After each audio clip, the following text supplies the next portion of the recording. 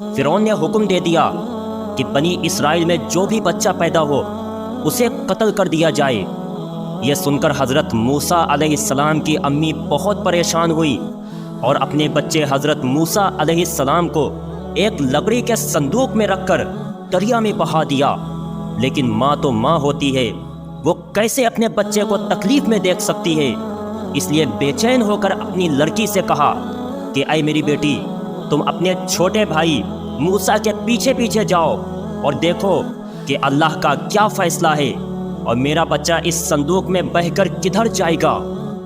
حضرت موسیٰ علیہ السلام کی بہن صندوق کے پیچھے پیچھے چلی، یہاں تک کہ صندوق بہتے ہوئے ندی کی ایک ایسی جگہ پر پہنچا جہاں ندی کے دو راستے بن جاتے تھے۔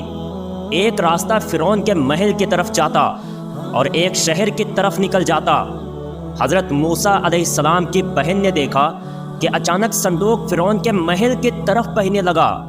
یہ دیکھ وہ بہت گھبرا گئی اور جلدی جلدی صندوق کے پیچھے چلنے لگی۔ وہ صندوق بہتا ہوا فرعون کے محل کے پاس پہنچا۔ اس وقت فرعون اپنی بیوی حضرت آسیہ کے ساتھ ندی میں نہا رہا تھا کہ تبھی حضرت آسیہ کی نظر اس لکڑی کے صندوق پر پڑی تو وہ فرعون سے کہنے لگیں کہ اے میرے شوہر، کیا آپ بھی وہ لکڑی کا صندوق دیکھ رہے ہو؟ فرعون نے کہا ہاں، مجھے بھی نظر آ رہا ہے۔ اور پھر فرعون نے حکم دیا کہ وہ صندوق نکال کر لایا جائے۔ ایک نوکر نے جا کر وہ صندوق نکالا اور ندی کے کنارے لا کر رکھ دیا۔ حضرت آسیہ اور فرعون صندوق کے پاس کھڑے تھے۔ فرعون نے حکم دیا کہ اس صندوق کو کھولا جائے، تو جیسے ہی ایک نوکر نے آگے بڑھ کر صندوق کھولا تو اندر ایک بہت ہی خوبصورت بچہ لیٹا مسکرا رہا تھا۔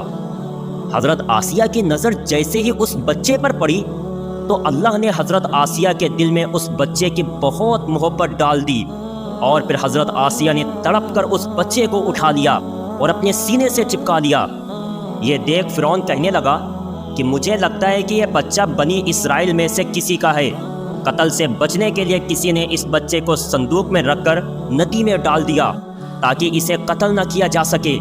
اس لیے فرعون تلوار لے کر خود ہی آگے بڑھا اور اس بچے کو قتل کرنا چاہا۔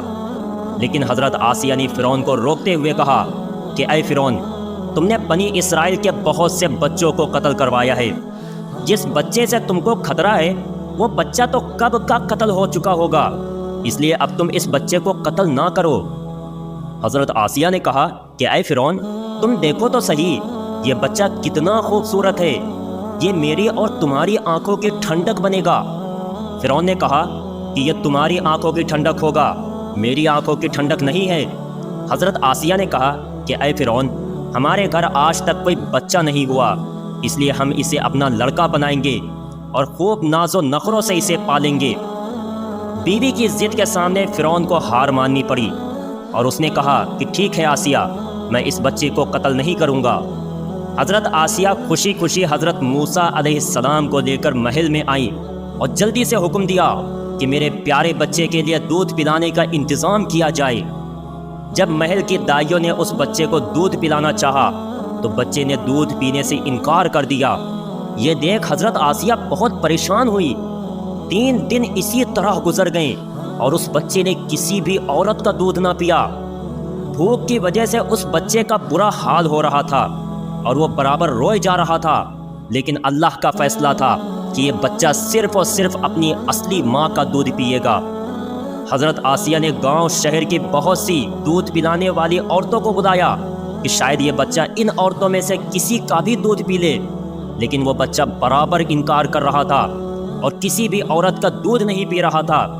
حضرت آسیہ اپنے اس پیارے بچے کو روتا اور بھوک سے تڑپتا دیکھ بہت زیادہ بے چین ہو رہی تھی۔ اللہ نے بی بی آسیہ کے دل میں حضرت موسیٰ علیہ السلام کی ایسی محبت ڈال دی تھی کہ انہوں نے بھی 3 دنوں سے کچھ بھی نہ کھایا تھا۔ بی بی کی یہ حالت دیکھ فرعون بھی بہت پریشان تھا۔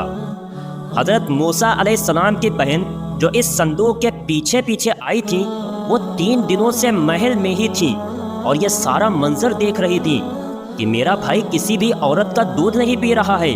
وہ سمجھ گئیں کہ ضرور یہ کوئی اللہ کا فیصلہ ہے، اس لیے ان کے دل میں ایک تدبیر آئی اور پھر انہوں نے فرعون سے جا کر کہا کہ اے بادشاہ سلامت، میں شہر میں ایک عورت کو جانتی ہوں، وہ بہت پاکیزہ اور صاف ستھری عورت ہے، مجھے پورا یقین ہے کہ یہ بچہ اس عورت کا دودھ ضرور پی لے گا۔ یہ سن کر حضرت آسیہ کہنے لگیں کہ اے لڑکی، جاؤ اور جلدی سے اس عورت کو بلا کر لاؤ، میرا پیارا بچہ 3 دنوں سے بھوکا ہے، جو عورت بھی میرے بچے کو دودھ پلا دے گی میں اسے ڈھیر سارا انعام دوں گی۔ لیکن فرعون نے حضرت موسیٰ علیہ السلام کی بہن کی یہ بات سن کر انہیں گرفتار کروا لیا اور اپنے سامنے کھڑا کر کے پوچھنے لگا کہ اے لڑکی، تیری باتوں سے مجھے شک ہو رہا ہے کہ تو جس عورت کی بات کر رہی ہے وہ ضرور اس بچے کی ماں ہوگی، کیونکہ ہزاروں عورتوں نے آ کر اس بچے کو دودھ پلانا چاہا، لیکن اس بچے نے کسی بھی عورت کا دودھ نہ پیا۔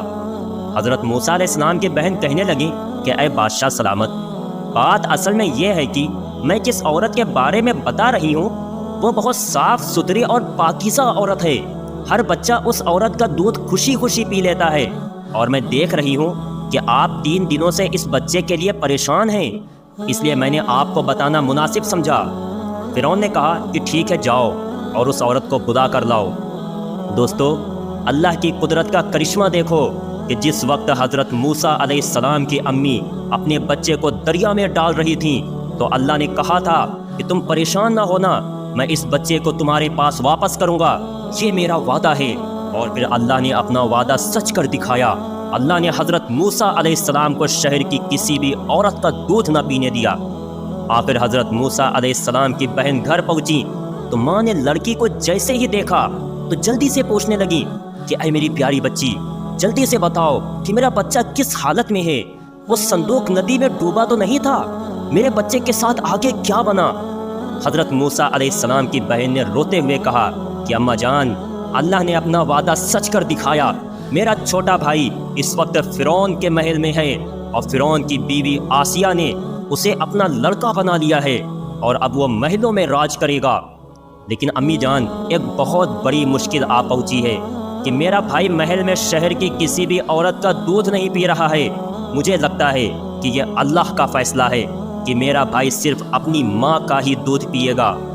یہ سنتے ہی حضرت موسیٰ علیہ السلام کی امی کی آنکھوں میں آنسو آ گئیں اور وہ سمجھ گئیں کہ ضرور میرے اللہ کی مدد آ پہنچی ہے۔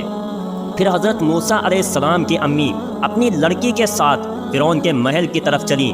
جب وہ محل میں پہنچی تو فرعون کا دربار لگا ہوا تھا اور فرعون پہلے سے طاق میں بیٹھا تھا کہ اگر ذرا بھی شک ہوگا کہ یہ بچہ اس عورت کا لڑکا ہے تو میں اس بچے کے ساتھ اس کی ماں کو بھی قتل کروا دوں گا۔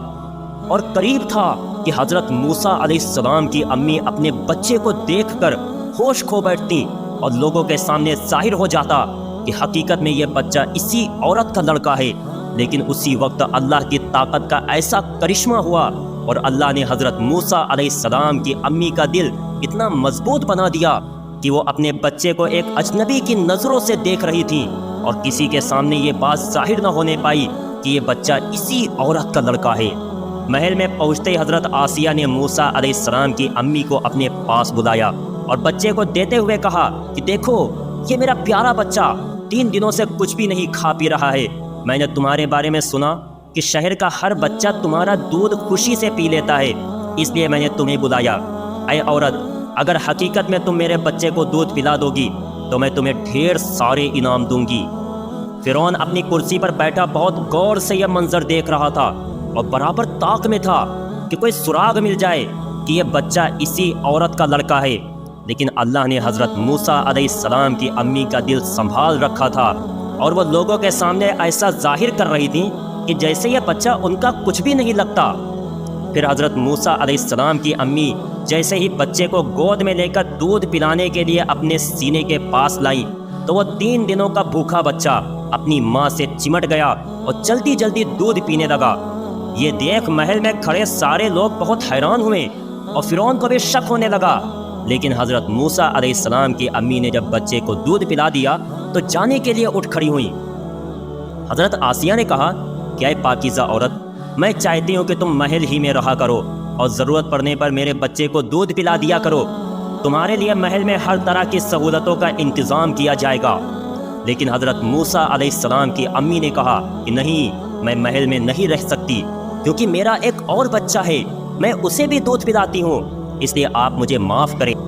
اتنا کہہ کر حضرت موسیٰ علیہ السلام کی امی جانے لگیں تو حضرت آسیہ نے انہیں روکتے ہوئے کہا کہ اے نیک عورت، میں چاہتی ہوں کہ تم میرے اس بچے کو اپنے گھر لے کر جاؤ اور اسے دودھ پلاتی رہو۔ تمہارے لیے محل کی طرف سے پیسے جاری کر دیے جائیں گے اور گھر کا سارا راشن محل کی طرف سے آئے گا۔